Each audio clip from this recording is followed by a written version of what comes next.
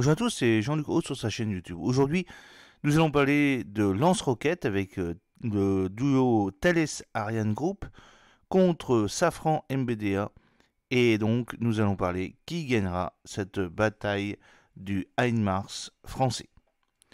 Face au succès des lance-roquettes multiples américains HIMARS, la France a lancé un programme 100% français.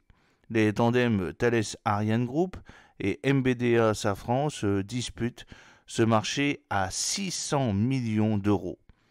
Alors, gros plan sur ces offres qui sont en lice. Alors, vous avez une petite photo du lance-roquette unitaire LRU français qui doit être retiré en service à l'horizon 2027. Les tandems MBDA Safran et Thales Ariane Group sont en concurrence pour le développement d'un successeur. C'est l'une des compétitions les plus féroces du salon Eurosatory que j'ai été voir bien entendu mardi, comme vous le savez, avec ce grand route de la défense terrestre qui bat son plein au parc des expositions de Villepinte et qui s'est terminé aujourd'hui le 21 juin. C'est une guerre de coulisses qui oppose la fine fleur des industriels français de l'armement. Alors tout d'abord, à droite, le tandem MBDA Safran qui réunit le leader européen des missiles et le maître d'œuvre des bombes guidées AASM.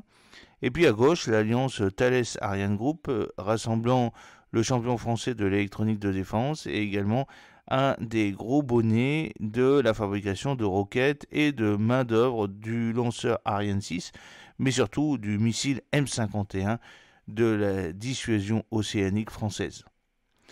L'enjeu est clair, il s'agit de remplacer les lance-roquettes unitaires LRU français, seule capacité de frappe dans la profondeur de l'armée de terre, qui ont été livrés en 1995 pour les derniers exemplaires. Ces équipements, de 15 à 70 km de portée, sont des armements redoutables dotés d'une charge militaire de 90 kg.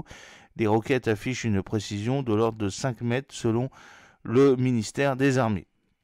Alors c'est une fin de vie des LRU en 2027.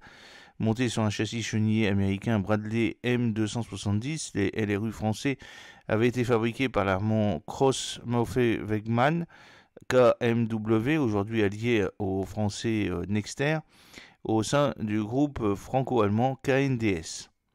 Ils arrivent désormais en fin de vie, les LRU arriveront en fin de vie en 2027, et il est donc impératif de trouver une solution à court terme, indiquait le chef d'état-major de l'armée de terre, le général Pierre Schill, lors d'une audition devant la commission de défense du Sénat en mai 2023. L'autre problème majeur, c'est qu'en attendant le remplaçant des LRU, le parc français est réduit à la portion totalement congrue. De 13 LRU, le parc était déjà passé à 11 systèmes. Avec les 4 systèmes transférés en Ukraine, l'armée de terre n'a plus que 7 LRU en flotte. À titre de comparaison, la Pologne a acté fin 2023 la commande de 486 lance-roquettes multiples américains HIMARS. Vous voyez la grande différence, nous sommes totalement échantillonnaires. L'idée du ministère des Armées est de s'appuyer sur cette compétition pour doter la France d'une véritable capacité de frappe à longue portée dont la guerre en Ukraine a montré le caractère stratégique. La loi de programmation militaire LPM 2024-2030 prévoit un investissement de 600 millions d'euros pour le remplacement des LRU, dont 124 millions déjà inscrits en loi de finances. L'objectif est de disposer de 13 systèmes de nouvelle génération d'ici à 2030 et 13 autres d'ici 2035. C'est totalement ridicule. Alors, vous avez le programme Thundart chez MBDA et Safran. Le scénario d'un achat sur étagère de HIMARS américain semble avoir été écarté, ou plutôt mis en sommeil, au profit du lancement d'un programme souverain 100% français. À cet effet, la Direction générale de l'armement, la DGA, a lancé un partenariat d'innovation qui consiste en la mise en concurrence de plusieurs consortiums. L'idée est de laisser les équipes avancer en parallèle et de ne choisir que le plus tard possible le gagnant. Alors que proposent les groupes en compétition ?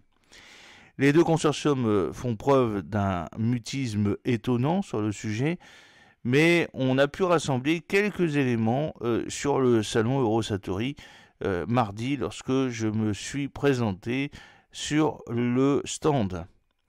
Le tandem MBDA-Safran propose un système baptisé Two Dart. La munition consiste en une version terrestre de l'AASM, armement air-sol modulaire, aussi appelé Hammer, une bombe guidée développée par Safran et actuellement embarquée sur les avions de combat. Cet armement sera adapté à un lanceur terrestre avec l'objectif d'en réduire drastiquement le coût de revient. Le système sera capable de lancer 12 roquettes à la fois avec une portée de 150 km, y compris en cas de brouillage GPS. Alors vous avez une petite photo prise sur le salon, la munition proposée par Safran et MBDA qui est un dérivé de la bombe guidée AASM de Safran. Ensuite, l'autre tandem, Thales Ariane Group, présente une offre en deux temps. Il propose une première version, 150 km de portée, équivalente à celle du HIMARS, disponible d'ici à 2030, avec une munition balistique capable d'atteindre une vitesse de Mach 3. Comme indiqué par la lettre, Thales sera chargé de concevoir le système de commandement et de contrôle C2 et le système de guidage de la munition. Cette dernière sera développée par Ariane Group.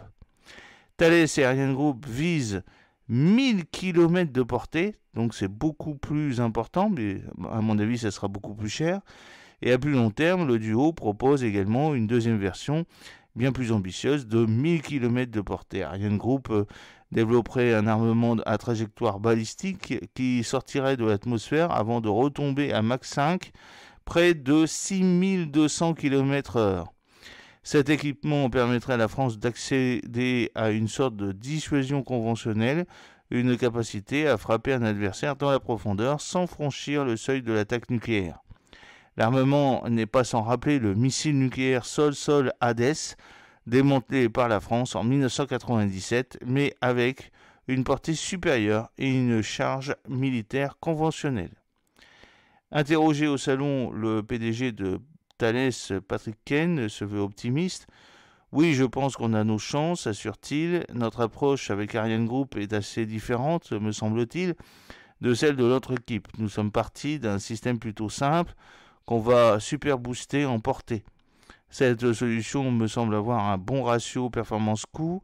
L'autre approche est de partir d'une solution complexe pour la détarer, la dégrader en réalité et répondre aux besoins. Selon plusieurs sources, la DGA pourrait acter prochainement la poursuite des deux programmes de développement avec un premier contrat d'études de 18 mois. Le choix du tandem gagnant serait effectué fin 2025, début 2026. Le ministère des Armées semble quand même garder en réserve un scénario d'achat sur étagère de HIMARS américain si les solutions françaises devraient prendre trop de retard. Problème, la liste d'attente est longue. Le constructeur Lockheed Martin croule sur les commandes. Il n'y a guère de créneaux de livraison avant 2030, souligne Léo Peria-Peigné, chercheur au Centre des études de sécurité du think tank IFRI. J'espère que cette petite vidéo vous a plu. N'oubliez pas de cliquer sur le pouce pour la promouvoir, de vous abonner si ce n'est pas encore fait et de partager cette vidéo sur vos réseaux sociaux. A très bientôt, fidèlement, Jean-Luc O.